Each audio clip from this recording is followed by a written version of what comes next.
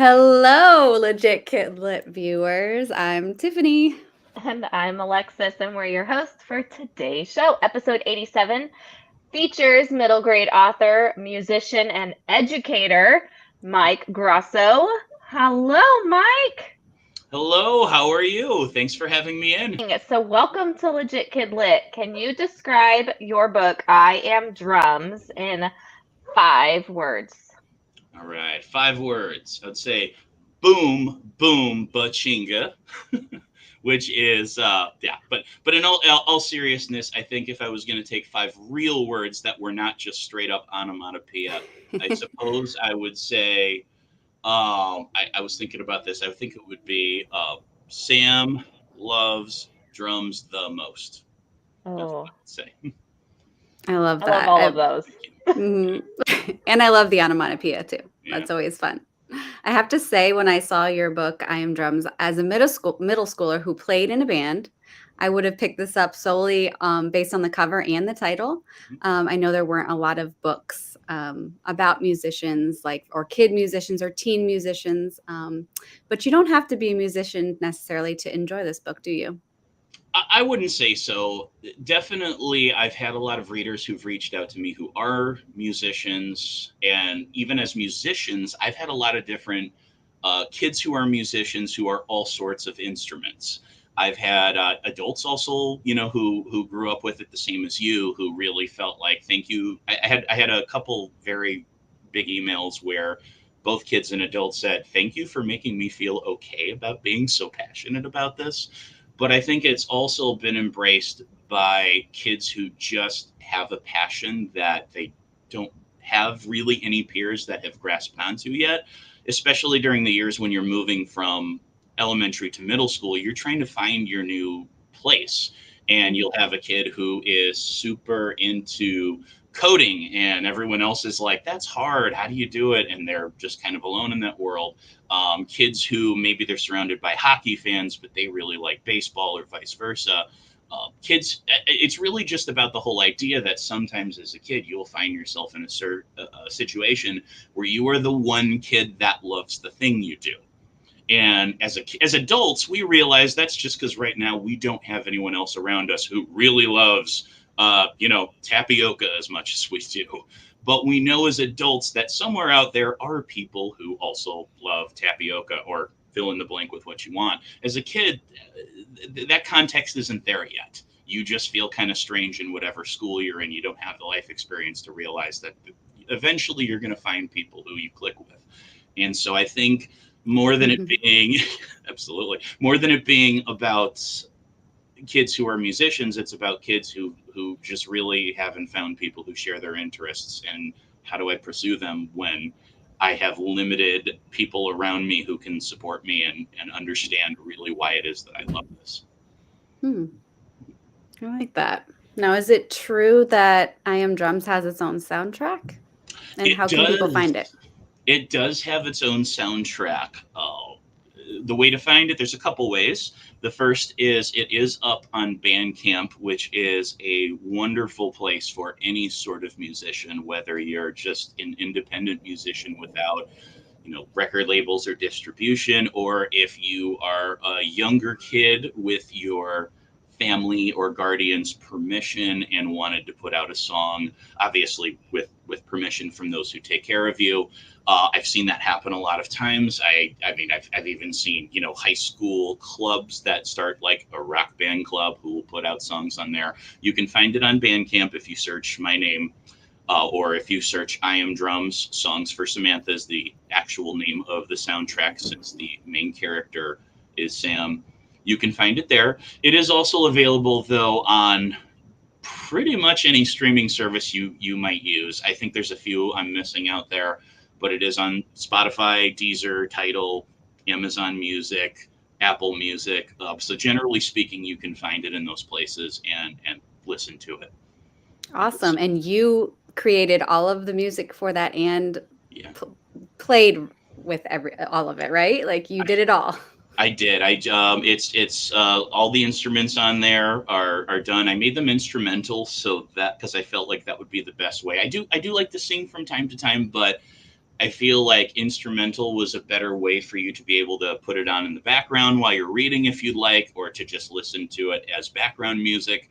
And I also did not put vocals in it because it was supposed to, in a way, represent the music Sam, the main character, hears in her head. She talks all the time about, wishing she had, the first line is, I wish I had a headphone jack in my head so people could hear my thoughts.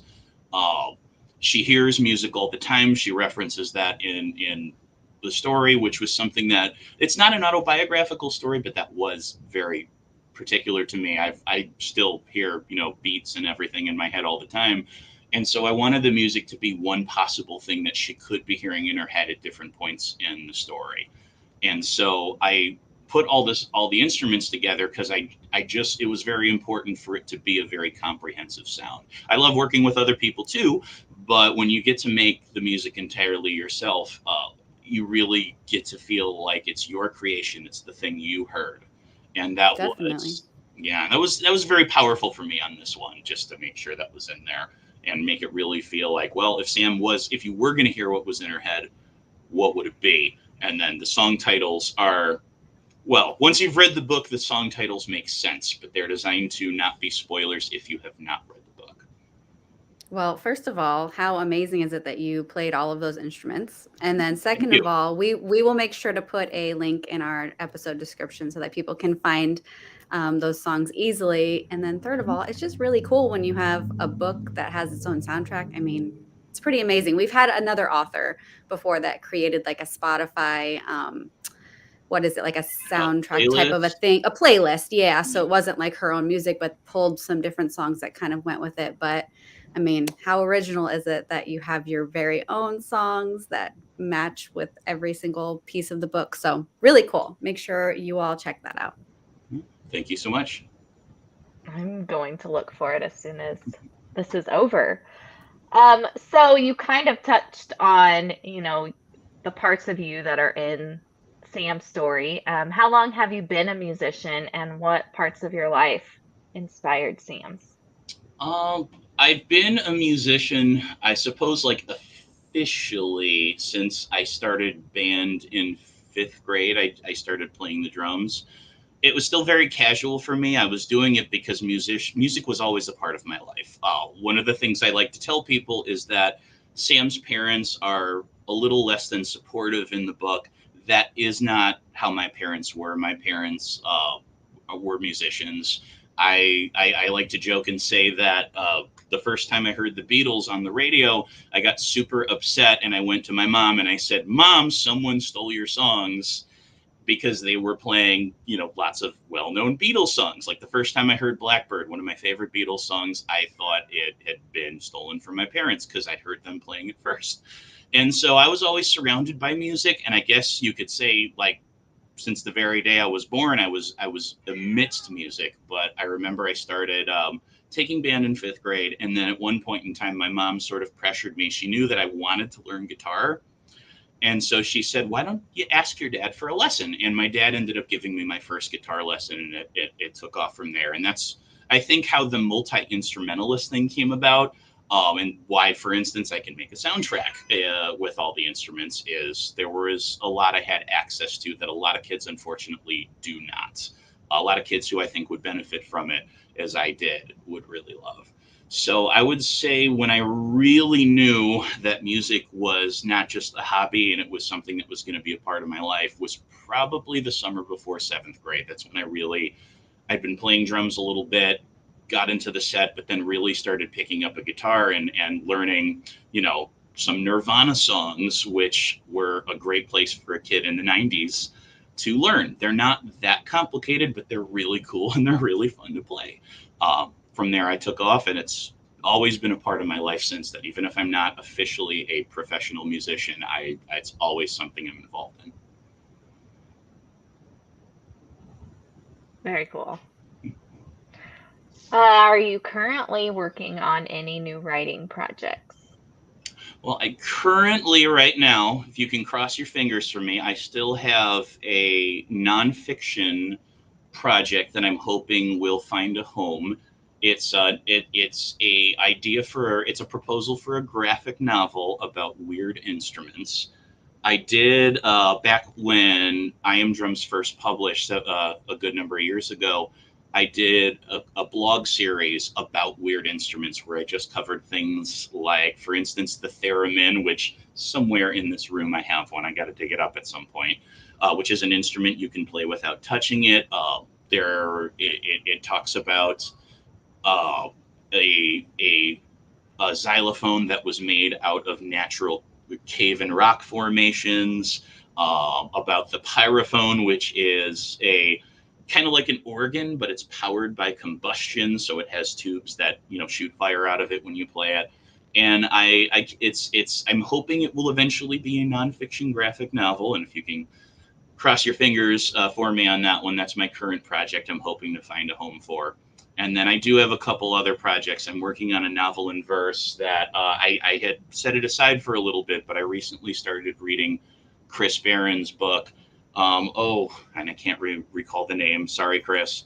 The Magical Magical, Imperfect. thank you, Magical and Yep. Perfect. I started reading that, and it got my prose voice flowing again. And so I have a book that's basically about a guitar player whose relationship with music began with his dad, uh, which is slightly autobiographical.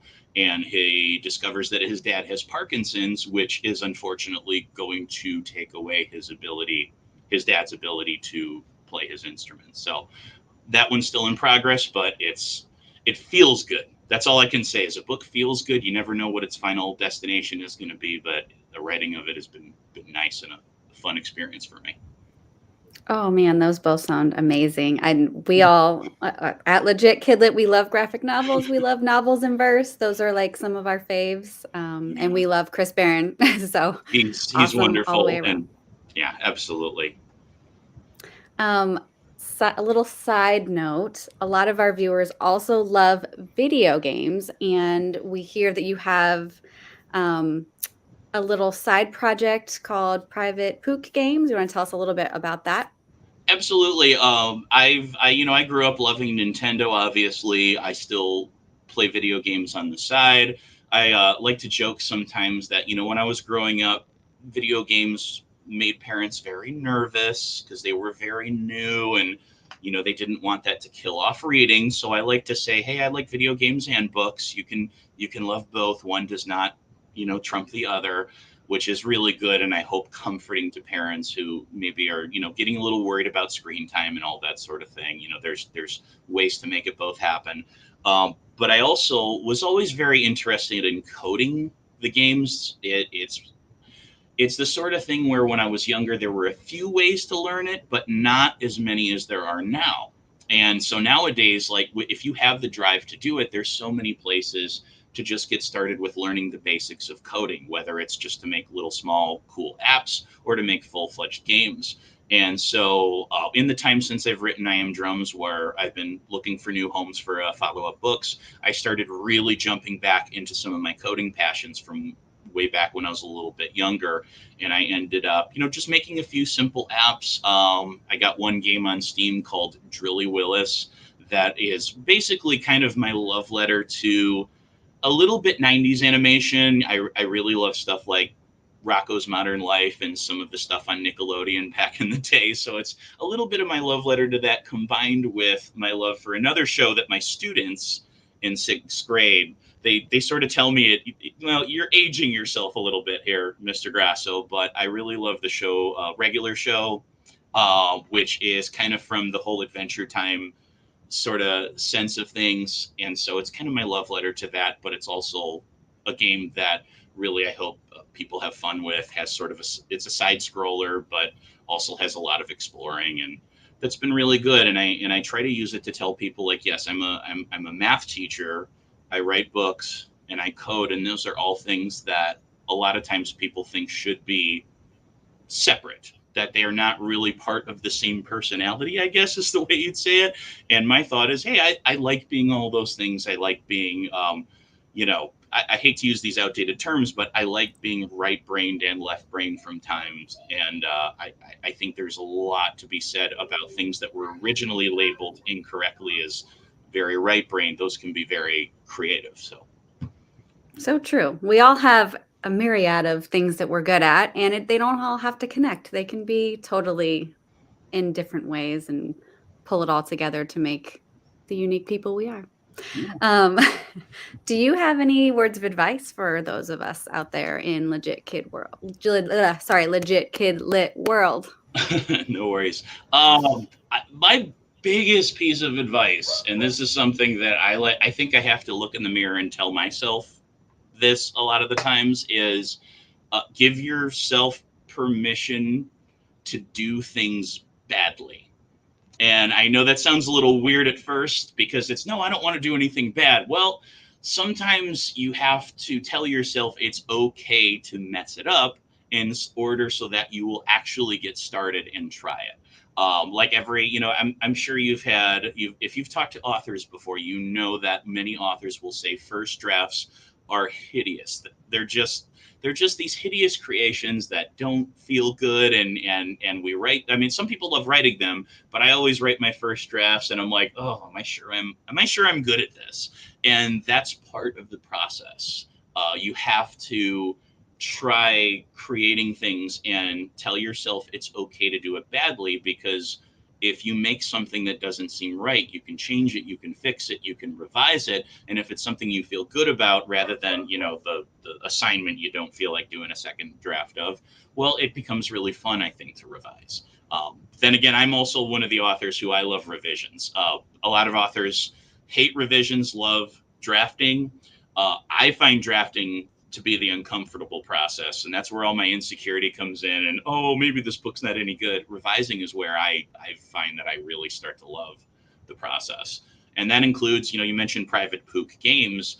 In order to make a video game, you have to break it countless times. You have to code it and have it not work, and play test it and find out, oh, the game totally doesn't work correctly. And if you don't get used to that feeling of, oh, it's not working, then you can never take the time to figure out how to make it function correctly. So there's a lot of trial and error. I think the biggest advice I give to any creative mind is give yourself permission to make something that isn't good. It's probably not as bad as you think it is, and you can always make it better once you have that piece of work to hone. I love that. That's advice that I try to give students. I'm a teacher too, and that's a hard one to accept, but important. It doesn't have to be perfect. It can't be perfect. It has to get messy. All right. Will you close us out with some music? I would love to. Let me make sure. Ooh, I'm still in tune. Awesome.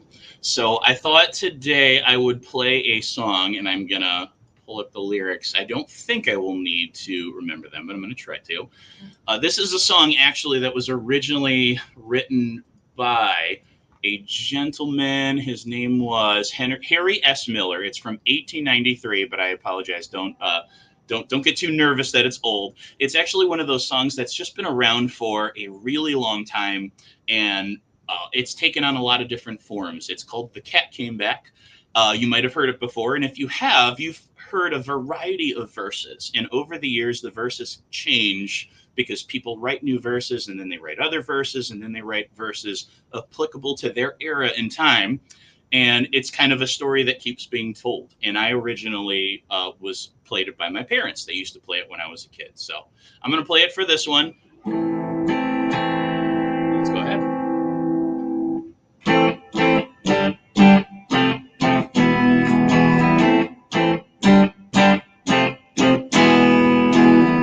Mr. Johnson had troubles of his own. He had a black cat that wouldn't leave its home. He tried and he tried to give the cat away. He gave it to a man who was going far away. But the cat came back the very next day. Yeah, the cat came back.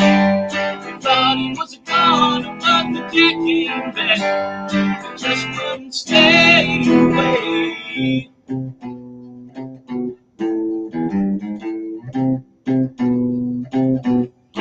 And the way the song goes is every verse is something that old Mr. Johnson tries to do to get rid of this cat. and it never works because it's a cat. And for the record, I love black cats. My favorite cat ever was a black cat. But that doesn't change the fact that the song is kind of fun. And so every time they try to get rid of it, something unlucky happens to the person he tries to use to get rid of it, but the cat always comes back.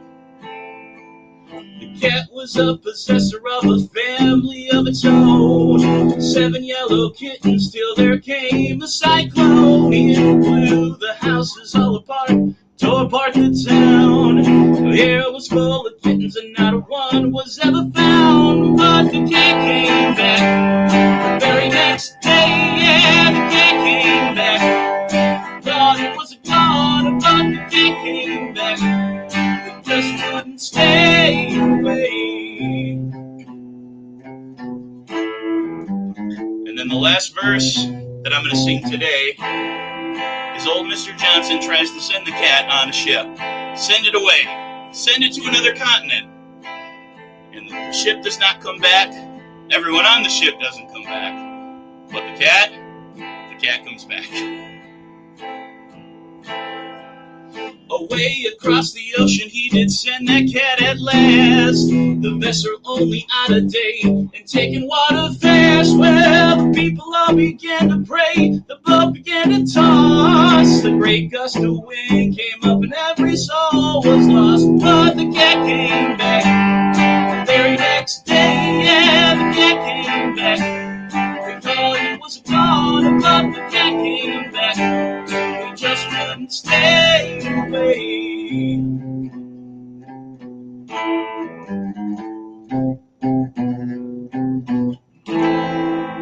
Meow.